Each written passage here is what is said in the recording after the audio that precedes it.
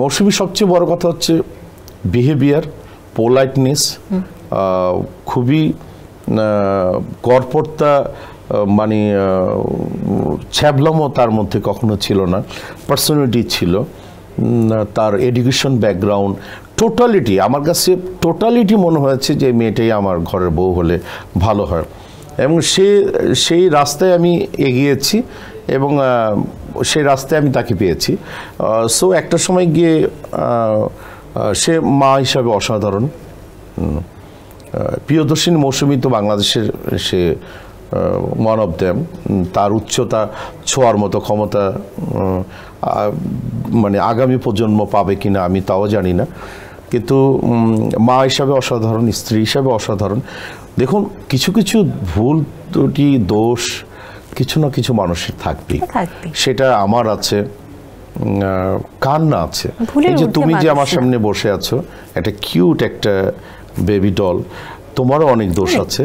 এবং নিজেকে যখন নাকি তুমি নিজেকে আবিষ্কার করতে পারবা যে এই দোষে আমি একটু দোষী, তাহলে দেখবা তোমার ঘুমটা ভালো হবে, তোমার হাসিটা ভালো হবে, তোমার আগামীর জায়গাটা ভালো হবে, তোমার পরিচিত যাকে তুমি বিয়ে করবে সেই মানুষটাও তোমার জন্য ভালো থাকবে, এবং তোমার বাবা মা ভালো থাকবে।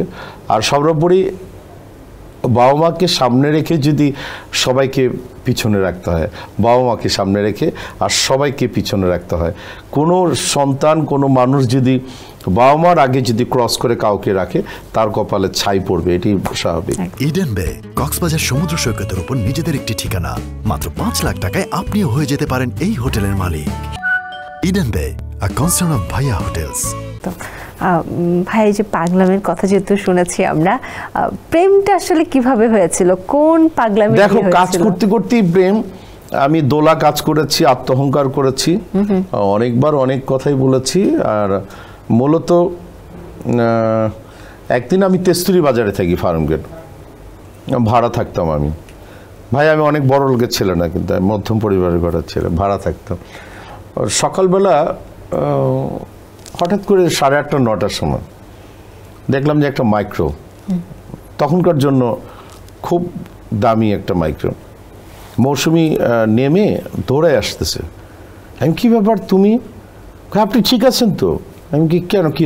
আমি একটা অনেক বড় দুঃস্বপ্ন দেখেছি, দুঃস্বপ্নটা দেখে আমি চলে আসলাম, আপনি ঠিক আছেন কিনা। আবার দৌড় দিয়ে করলো কি, গাড়িতে উঠলো।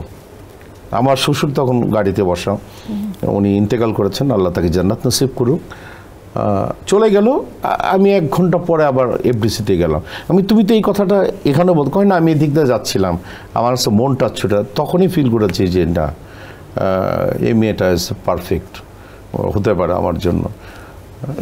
এরকম করেই হয়েছে। আর সবচেয়ে বড় কথা কি জানো, যত ঘুরিয়ে পেঁচিয়ে যাই বলি না কেন, আল্লাহ সুবহানাহু ওয়া তাআলা আমার জন্য তাকে লিখেছে, দ্যাটস ইট, এরই বাস্তব। আচ্ছা, আপনাদের বিয়ে প্রসঙ্গে যদি আসি, আপনাদের বিয়েতে প্রয়াত সাংবাদিক মোহাম্মদ আওলাদ, ওনার একটা ভূমিকা ছিল, আমরা যতটুকু শুনেছি। আসলে কি ভূমিকা ছিল তার? উনি মাইন্ড ব্লোয়িং একজন সাংবাদিক ছিলেন, অসাধারণ সাংবাদিকতা। এবং এই ধরনের সাংবাদিকতা এখনকার খুব একটা দেখি না, 2-1 হয়তো বা দেখি না। উনি মানুষ হিসাবে অসাধারণ ছিলেন এবং আমার ফ্যামিলিকে, মৌসুমীর ফ্যামিলিকে বুঝিয়েছেন। অনেক চড়াই উতরাই গিয়েছে আমার জীবনে। বিয়ের পরে আমার কিছু কর্মের কারণে সে অনেক বড় বড় ভূমিকা রাখতেন এবং চলচ্চিত্র উন্নয়নের জন্য কি কি কাজ করা দরকার সে কাজগুলি করতো। হঠাৎ করে দেখলাম যে একদিন উনি দুনিয়াতে নাই।